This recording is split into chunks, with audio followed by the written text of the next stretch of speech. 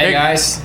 Oh, hey guys, Tough Thumbs here and Gavkoo. This is kind of be a video probably going to go on both of our channels, so you get to watch it in I don't know, two different angles, I guess. Yeah, exactly. But we were talking today, and we kind of want to do a video. I'm all packed and ready to go home, and we figured, well, like before I actually want to go, we get to sit down and talk some knives more. Yeah, this is a video I've always wanted to do. Like I remember seeing Dark Child and Jeff Juice do this. They would just kind of hang out and show each other their new stuff and talk about it. But this will be different. You know, me and Gavkoo butt heads a lot on our taste in knives. Same with Vance and Sebastian. It's everybody's got different taste here, so it's gonna be. I think that's a cool thing. Yeah, it's gonna be off the top of our heads, just completely no planning here. We just basically are setting up the cameras and just gonna talk about them. So I'm just gonna go through mine. You know, the ones that maybe you want to hear about.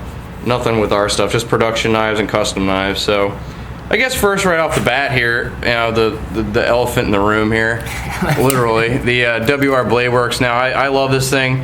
It is a little bit impractical because of the size. I mean, it's a little bit ridiculous in the size. I mean, hey, what do you got? You got paramilitary here. You guys saw it last night. You know, it's massive, like absolutely massive. But to me, it's like a work of art, I guess you'd say. And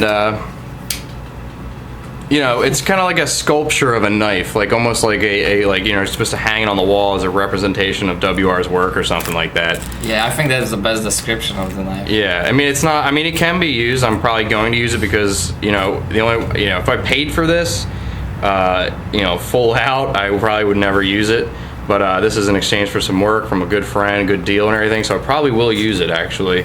So I gotta say, out of all the big, you know, chunky knives I've seen here, because Vance is a big fan of big knives, Jeff also likes big knives, Sebastian likes big knives, I gotta say this is probably the best ground on it. It's actually a good working grind. It's nice. This actually, no joking, this edge in the grind is thinner than Hindra.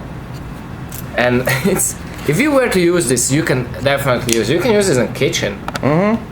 Like this crazy guy has a big onslaught in the kitchen as a kitchen knife. Yeah, that's my favorite kitchen knife. This can definitely do the stuff. It is a really beautiful knife. Sorry about the shakiness, guys. I'm unscrewing this thing so I can get a better hold on this. I figured just holding the camera might be a better idea. Yeah, I'll have you pick up each one. And the funny thing is the weight. It doesn't really... Oh, it's heavy. It really doesn't do justice, just the video. It really is like... My guess is like 20 ounces, really. Yeah, the Titan... It's definitely over a pound. It really is in the weight category, like this chopper here. I guess that the copper is pretty heavy. Yeah. The liners, I'm guessing that they gotta be steel. They're not titanium. They gotta be steel, yeah. You think? No, it's titanium, man. You think it's titanium? 100% sure it's titanium. Yeah? Yeah. How is it so nice and dark? It's just some finishes. So anyway, moving on. I don't want this to be an hour-long video. So then I also got this guy. This is a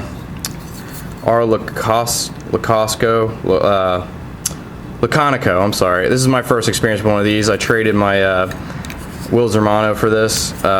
It's a nice flipper. I like this one. It's very nice. He says it's too big for him. Yeah, it's a big knife for me, my taste, but I love it. It's very nice, simple looking, great. This is my favorite blade shape on the folder. You know, it reminds me of Hindra. The nice slicer grind Hindra with the little force wedge on top. It's just that overall, and you see this blade shape on all the good, I think, all the good popular knives. Sabenza is similar to this. Hindra, all the really good knives have this nice and plain like drop point blade shape with nice belly up front. If you guys know, if you go into blade steel, let me know, guys, in the comments. I was looking around today, I couldn't find much. I think it's D2 though. Action on this knife is incredible. It's nice. And if I remember right, this wasn't even IKBS. These were regular washers. No, that's just regular. It's just beautiful. The thing I like about this is perfect for me. Like, this is a good user. For me, it's perfect size. It's about the same size as ET 560, and just the shape and everything just makes it say like, hey, let's just, you know, just use it. Who gives a shit? So, you know, I love it, and it's elegant, and it's just gonna look good the more worn it gets. It's nice thin grind. Now, let me see something. I just realized something. Look at this. Get the VCP here. But yeah, very similar. See the similarities on the little notch, little thumb ramp, good blade shape, little force wedge. Yeah, it's like I said, a lot of popular blades have this blade shape. Now I think we both agree that the 3-inch hinderer is probably, I think we both agree that's probably one of our favorite knives ever. Yeah. I mean, I love the 3.5-inch too. I don't like the 24 at all. I think we both just agree that it's just an incredible knife. I mean, like, it's worth the money to me, I think. The MSRP. Yeah, the MSRP. Yeah. I mean, it even is. I mean, at this point, like, I love this thing so much that I would pay that amount of money for it, like $800, $750, or whatever. I'm too cheap if I had the money, yeah. I understand that people who have the money do that. I understand that at this point. Me personally, I couldn't make myself do that. They're great knives. A lot of people with the bigger hands, they say the 3-inch one is too small. Yeah, but you know what? Compared to a small Sabenza and a PT, I think it's the best out of them. It's got a full grip there, and it's more secure grip. Yeah. Just overall knife is. I liked it a lot. Now, let's get some controversial shit going here. So we got the Grayman. What do you think of the Grayman? I mean, we got like a $300 to $400. This is the smallest one. This is the Duo, I think. I don't know. It's just not my taste of a knife. One thing is, like, again, it's a lot, we talked about it, a lot of people do this on these titanium frame locks. The chamfering on the corners is just like there is no chamfering. That's not bad. It's not as bad as this though. This is like angles, like 90-degree angles. That at least kind of looks nice because it's like concealed carry. So forget about that. It's actually like kind of sharp on the edge. But this is just like flat. It's just not my taste. I find it comfortable. Did you feel it in your hand, like open it up and grip it? I'm not talking really about the comfort. These are folding knives, so you don't. Really, it's not that important. You're never gonna. Most of the people will never use it that way. For me, it's just the looks. Just because of its flat, for me, it loses appearance. Whatever you say, however you say. Yeah. And fun to pimp though. You put the rock pattern on that bitch, and it's nice. Yeah. These are actually pretty fairly priced, aren't they? They're fairly priced and really good customer service. Everybody takes care of their customers really well there. I've seen this in the community pretty often. Like that one was refurbished. That one was actually refurbished, and they refurbished it to make the lock go 100%. That was the only way they could fix it, apparently. It was an earlier one or something. Grind is terrible. Here's the thing, that the grind is horrible on that thing. Yeah, it's pretty thick, especially for such a small knife. I reground it like Here's one controversy for you. Our community, knife reviewers, and frame locks. All the people are dwelling on how the lockup is, while actually for the use of a knife, the deeper the lock, the further in the lock, the better for you because it's more secure. That's why the Sabenza, I love the Sabenza, because nobody, like people say, oh, the lockup's late on it, but the thing is, they're all like this when you get them. Like especially the Umnumzane has that ball in there and it locks. It should be, yeah. And this is the knife that I've never seen with blade play. I've never had a Sabenza with blade play before, ever. And unless it's like really loose or something like that, like the screws or something, but. It's a perfect lock, and it's not 100%. You don't need it to be like right at the hanging off there, like right at the tip. Yeah. I mean, the thing with the early lockups, you can kind of recognize people by that because then you see that it's just the collector, it's not the real user. Most of the people, because they really care about what's the resale value on it. That's what the resale value of the knives of the frame locks really go a lot by how early the lockup is. I think it's silly. A lot of the knife lovers that use the knives will probably agree. A lot of people will be like, what is he talking about? But it is a fact, the further in the lock is, but then again, there are some knives that when the lock is further over, it's bad. Like it creates blade. That one has blade play, but here's the thing though, when it comes to locks, but when it comes to locks, I mean, you're going over you go over a certain amount, right? And like if the lock is like almost as thick as the blade. I mean, what do you expect to happen there? Like, I mean, but here's the thing: that's a controversy, contradicting people. People are saying like, I love frame locks because it's like the best lock, strongest lock. But then why would you want your lock to be weak by being engaging on very few? The blade play is not a safety issue. The blade play is just a cosmetic and resale point. Doesn't have any effect on how strong the lock is. What's the chances of the lock actually disengaging if you really use it hard? That's the fun effect. And there's also something about a titanium frame lock that makes people feel like it's going to be stronger. It's the best lock. It isn't. In my opinion, I love, as you can see, most of my knives are frame locks. I mean, that's not on purpose. That's just because a lot of my favorite designs are frame locks. But it is not the strongest lock. In my opinion, the most problems I see are with frame locks. I've seen less problems with liner locks than I have with frame locks. This is the strongest lock. Yeah, we can all agree. I mean, when it comes down to it, I'm grabbing a fixed blade. I mean, I'm going to have a folder in my pocket, but I'll grab a fixed blade. Now, what do you think of the Crusader Forge? I was never a big fan. They are nicely made knives. It's beautiful. It's just humongous. It is uncomfortable, but it's beautiful. And the grind. They have very nice Vans. Is a big sucker for them. they're beautiful, man. Look at that finish on there. It's gorgeous. You know, if out of these big chunky blades, custom chunky custom folders, if I were to pick, I love that direware. They are just amazing. Oh, the direware is also nice, yeah. ridiculously big. Problem with me with the direware, and let me know if this happens to you. Like, I wanted a direware more than anything in the world. But when I finally got one here, and I had it was a friend of mine. He wanted me to sell it for him, so he's like, you know, you can play with it or whatever. And I had it for like a week, and I got so bored of it that I basically played with it for like one day, and I just put it in its box and never touched it. Now, whenever I see one, I'm just like, eh. Yeah, it's just boring. I don't know what it is. I probably wouldn't use it because they are too big for my use of a knife. But even the small one. Even the small one. Yeah, see, but on the opposite end though, the Sebenza was the first custom I ever owned, and I still get a kick out of it. I still like it. I mean, it's so simple and so plain compared to a direware. Yeah, like that one and this the disc in here. Yeah, disc in this. I mean, it's not the double action thing that gets me. It's just, I don't know. It's just perfect. It's very nice. I mean, it's just such a nice knife, and I don't get sick of it ever. It's just really well made, and I mean, this thing is the sharpest knife I own, and it's stayed sharper more than anything else. It's Elmax steel. I don't know if the heat treat or what. Very good steel. But this thing is razor sharp. I went outside cutting boxes for an hour with this thing, and it's still sliced paper. They used Peter's heat treat on this and Elmax, and even when I did tests with the Elmax in the past, it was exceptional. It really outperformed everything else. Well, this one's Elmax. This is Peter's heat treated Elmax right here. Yeah, that's a beautiful. This is my knife. We all like this one better than anything on the table, so this one and these fixed blades here. I love this. When I seen this, I couldn't believe. When I seen it in person on the show, I couldn't believe that you made this. And these are gonna get made, guys. You don't understand the work that goes into this stuff and how much it costs me to get them made. I mean, you're talking the Tough Toads I'm getting made right now for Blade HQ.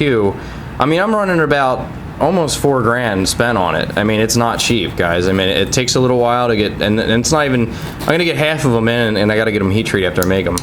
So the sniper blade works. Ugly, fugly. No, this is a funny thing. I always loved them. I've always loved them too. Sucker for the shape. There's a couple things I personally would change. I'm not a big fan of that, you know, big finger choil, because then the blade is so short and the handle is so big.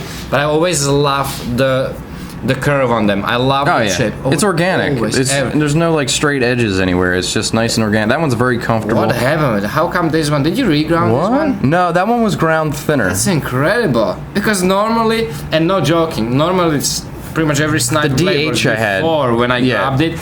That edge, that grind behind the edge was literally as thick as this knife is to begin with. Yeah, like that's the Crusader Forge right here, man. When I held that up to the grinder to sharpen it, I held it like almost straight on. Yeah, this is all. It's like this is no joking. This knife behind the bevel is really as thick as this knife to begin with. Look at that. It's like no exaggeration. There's a V shape. I mean, and it's when I was sharpening it, I could not get it sharp at all. You have to get like 60 degrees. Yeah, that's on each side. I was like, what the hell is this crap? You know, like, Man, so you got the VCP. For me, it's like the Sebenza, but the lock issue is a really big thing. I actually didn't carry this for a long time because of it. Now I kind of do because it does it sometimes. It sometimes doesn't. Stonewashing it seemed to make it work better. I love that. It's ergonomically better than the Sebenza. I've noticed this before. When you open it now. Yeah, that one's bad, but the thing is, Les George, that thing was pimped. He said even with the pimp job, acid wash, carbidizing, bronzing, all that stuff, he'd still fix it for me. I just haven't sent it back to him. He's probably the only knife maker that would do something like that. I mean, that I have experienced. Not to say it's totally fine for them not to, because you're modifying stuff. I mean, you know, the frame lock, I've explained in other videos. SNG, I love the SNG. I know Gavkoo doesn't. This is one of those things that blade play doesn't bug me with this knife at all. It has blade play sometimes, and it doesn't bug me. It's off center, really badly off center. I mean, I just cleaned it, and for some reason now it's more off center. It's funny when you told me It's so weird. It's like the dirt was making it centered, but I love that knife. Me and Striders, especially this one. I love the blade shape. Again, it's one of my favorite blade shapes. I actually like the grip here. I don't know why the end of the handle bothers me so much. You got right here, you got the reverse grip. It's not in a way, it just visually. It's perfect though. It's like a joystick in reverse grip though. It's like got a thing here just for your thumb. It fits perfectly like that. But I mean, I don't reverse grip any of my knives usually. It's actually not. It's not uncomfortable. It's okay, but for some reason, just visually, it bugs me. I That love shape. it. It's just I love the it. visual. It's gorgeous. I love the blade shape. This is really cool blade shape. See, I don't like this blade shape. I mean, I love this knife. It got really boring for me. I love how it looks. See, this thing is ugly as hell. I mean, it's my eyes, a it's beautiful beautiful. knife. It is a beautiful knife, but at the same time, there's, for me, like, I have like, an art background, I guess you'd say. So like, I was really into like, aesthetics and like, what looks good in places, and there's little things that just bug the hell out of me, like, and just there's something about, I hate the file work. I love it. Yeah, I think it hate makes the it file work cute. so much. I mean, I don't like it. They should. I mean, the blade's like whatever, but on here, doesn't do it for me. I think it would look badass, really badass, if they put a nice flat grind on it. Yeah, let's do that. That line kind of doesn't fit. What? No, let's do it. That line for me doesn't fit there, but whatever. But I think it would look really slick if it was just nice full flat grind. I don't think that blade needs it, but I love it. This is beautiful knife. It's nice and small. I like this one. Let's go to a production knife here. What about the Paramilitary 2? Paramilitary 2, you guys. I think we both agree this is probably one of the best EDCs ever. I think we've both had points in our lives where we've carried mainly a Paramilitary for months on end. I have. Yeah. I carried mine like, I mean, no matter what I got, I mean, the Paramilitary was the one I grabbed. I even keep it in the shop right there at all times. And I used it hard. Really hard, and I actually ended up selling it for a lot, and I refinished it, because I can, but at the same time, I mean, the thing held up, like nothing chipped, no tip came off or anything like that, and I even pried with it like an idiot, and it didn't break or bend at all. I mean, love Paramilitary. Yeah, I think it's the best. it's perfect. It's probably the best knife, just generally, production knife. Price point is a big part of that perfection. I mean, you're getting S30V and a really strong lock, which I find to be stronger than a frame lock. Yeah, people did the crazy test, and it will help. The funny thing is, it looks so fragile. If you take it apart and see how it actually works, it looks so fragile because it's that little nimble of the steel holding in that cutout of the blade. But I guess just the physics of it, like it's literally like pin going into the something. The mechanics of it, it's exceptional, and people did some crazy stuff to these blades, and they held. Yeah. Now on the other spectrum, Bradley Alias. One of my most hated knives. I hate the Bradley Alias. I don't know why. It's definitely an okay knife. I mean, what is it? Is it ZDP or is it S30V? S30V. Oh, I'm thinking of that other knife that's just like it. I don't like this. They come sticky as all hell. Yeah, really sticky. This is still sticky, and that's already carbonized. to me, it's a flat out knockoff of a Sebenza. I mean, they call it the poor man's Sebenza, I guess, even though it's like almost the same price. No, it's $170, $180, the small one. Oh, well, the bigger one's around. A little more. Yeah. The thing is the same thing. If you buy this knife to stock, it's just flat titanium with a little micro beveling on the edges. See, the Sebenza is the same boringness, but for some reason, I don't know, it's just gorgeous to me. But this one, I don't like it, man. I just don't like it. I mean, it's cool now. I mean, you changed it. I think the price point on this knife for what you're getting is actually pretty good because it's not a bad knife. I just hate it. You get full titanium scales, good steel, and it's under $200. And I think the price point is pretty good. It's not a bad knife. The stickiness is yeah. I've had a bunch of them come. I've had a lot of people. You guys know I don't do just carbonizing by itself. I've had a lot of guys like they'll just send one with it. Can you carbonize this with my pimp job? And I'll say yeah. And I've gotten at least 5 or 6. I mean, since the newer ones came out, the newer small ones, a lot of people had some problem with stickiness. One thing I say about this, it's really freaking smooth. Out of the box, it's one of the smoothest knives I've ever gotten. I disagree. Out of the box, they've been really rough. I've gotten a few brand new out of the box. Mine was super, super smooth, like really smooth. That's fine. I mean, it varies. Yeah, some are different. Here's something of my price range. Here's a Skyline. Yeah, okay, guys, budget knives, like, I am not against... You cannot beat it. I'm not against budget knives at all. Some people think that I won't pimp a lower price knife. I love pimping lower price knives because that's your favorite knife, you know what I mean? And you want to shell out the money, even though it's 4 times the price to get it pimped sometimes. But at the same time, I mean, this knife will last you forever. I mean, you're never going to go wrong with it with a Skyline. I mean, it's a freaking... I mean, Nothing Fancy talks about this thing, like, still, to this day. Yeah, it is like, he references... Knife. It's great. Kershaw knives I learned about it from him. Yeah, Kershaw knives are better than any production knife company, period. In my opinion, the customer service is insane. They have like a million different designs, all for the same price point. It seems like. Yeah, that's what I like about Kershaw. They are doing all these crazy things. Some stuff doesn't work for somebody, but I like seeing that they do this new type of lug, like when it's just not the whole liner, just like kind of what is the name for it? The echelon and knockout. Oh, like the subframe lock or something like that. I think someone will correct it. I think that's pretty cool. You know, try to use the Kershaw knockout is like it literally knocked me out for like a knife like that. I mean, cool I got excited. Blade HQ put up that video showing all the Kershaws, and I got real excited about even like the lower price ones. I mean, I left it home. Yeah, Kershaw knockout is. Yeah, I don't have my production knives out here. And they have a couple of different. The new ones that are coming out. Oh man, I can't. Yeah, the ZTs and ZT. I mean, you cannot go wrong with ZT. Period. Any ZT I've had, even the 400, which I don't like the way it looks because it's just kind of weird. They're just solid. They're really solid. 777 small. That's gonna be sick. And I like the little miniature 560. That looks awesome. Yeah, that one also. I mean, and then you got your Yojimbo. What is it? The 560. That's gonna be this handle.